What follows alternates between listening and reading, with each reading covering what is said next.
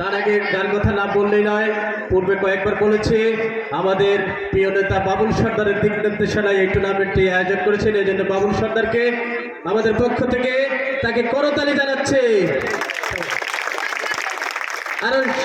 আরো করতালি জানাই আমাদের এই যে আরিফ সর্দার, ফজলু সর্দার, আমিন, আকাশ এবং যুব সংঘের যে আট্টাপুনিয়া প্রতিটি সদস্যকে আমরা করতালির মাধ্যমে তাদেরকে ধন্যবাদ জানাই।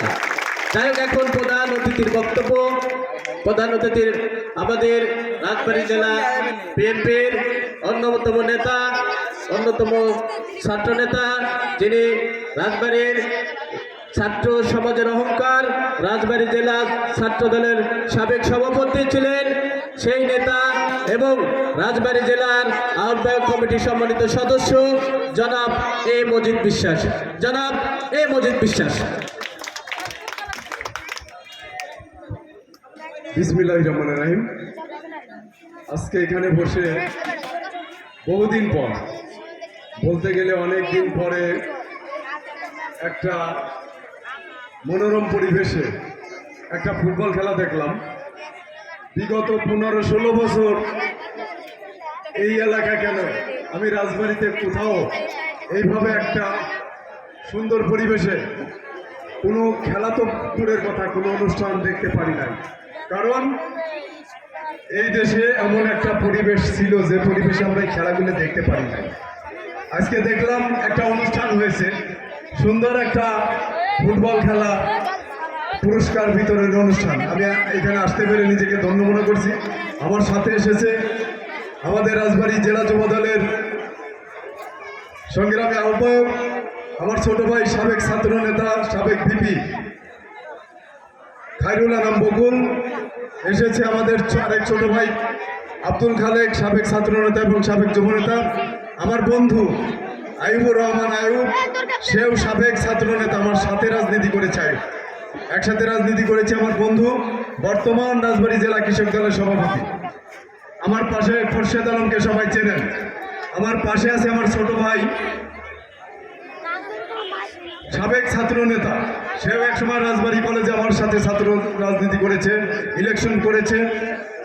বর্তমান রাজবাড়ী সদর উপজেলা যুব দলের সংগ্রামী আহ্বায়ক এবং রাজবাড়ী পৌরসভার কাউন্সিলর। আমার পাশে আছে আমার ছোট ভাই, সাবেক ছাত্র নেতা, সে ওর ছাত্র দলের টুকুর নেতা মামুনুল ইসলাম রানী।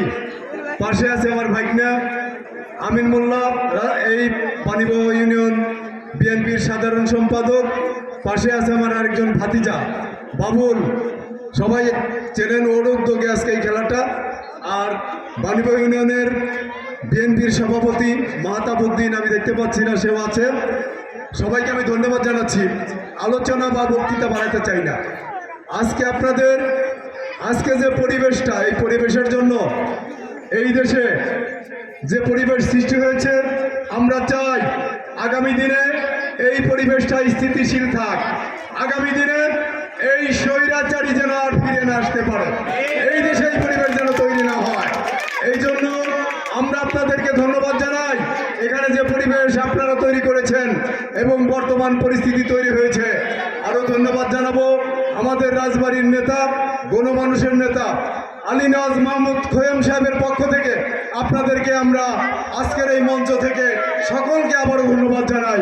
অনেকে বলেছেন আগামী দিনে ফুটবল খেলা হবে, আগামী দিনে এই মাঠে বড় বড় ম্যাচ হবে। সেই ম্যাচে আমাদের নেতা, জননেতা আলী নওয়াজ মাহমুদ খোয়েম সাহেব প্রধান অতিথি হিসেবে আসবেন। সে দায়িত্ব আমরা নিলাম আগামী বছর, এবং সময় সুযোগ পেলেই আমাদের খোয়েম ভাই আসবে। আরও ধন্যবাদ জানাচ্ছি যারা এই মাঠে খেলা উপভোগ করেছে। প্রতিটা খেলাই একটা গণ্ডগোল, একটা বিশৃঙ্খলা পরিবেশ তৈরি হয়। আজকে যারা এই মাঠে ফুটবল খেলা উপভোগ করেছে, কোনো রকম কোনো দর্শকদের মধ্য থেকে কোনো রকম বিশৃঙ্খলা হয়নি। এবং যারা খেলেছে দুইটি দল, মিজানপুর এবং পাবনা দল, দুইটি দলকে আমি আবারও আন্তরিকভাবে অভিনন্দন এবং ধন্যবাদ জানাই। যেদের মধ্যে কোনো রকম সম্প্রীতির অভাব ঘটেনি। খেলার মধ্যে অনেক সময় অনেক রকম অপ্রীতিকর, অসম্প্রীতিকর ঘটনা ঘটে, এদের মধ্যে কোনো রকম অসম্প্রীতিকর ঘটনা ঘটেনি। সুন্দরভাবে এবং দুইটি দল খুব সুন্দরভাবে খুব ভালো খেলা উপহার দিয়েছে। আমরা খুব মনোমুগ্ধ হয়ে দেখেছি। দুইটি দলই সুন্দরভাবে খেলেছে। হারজিত আগেই বলেছে, হারজিত তো থাকেই। একটি দল হেরেছে, একটি দল জিতেছে। আজকে পাবনা একাদশ জিতেছে, মিজানপুরও জিততে পারতো। এ নিয়ে কোনো মন খারাপ করার কিছু নাই। খেলায় হারজিত থাকে, এটা হবেই। একটা দলকে হারতেই হবে, একটা দলকে জিততে হবে। তাই আমি সকলকে, যারা খেলা এত সুন্দর খেলা উপহার দিয়েছে, যাদের জন্য এতগুলো দর্শক মাঠের চারপাশে সারিবদ্ধভাবে দাঁড়িয়েছিল, এই খেলোয়াড়দের এবং টিম পরিচালক, ম্যানেজার যারা এসেছে, সকলকেই আমাদের এই আজকে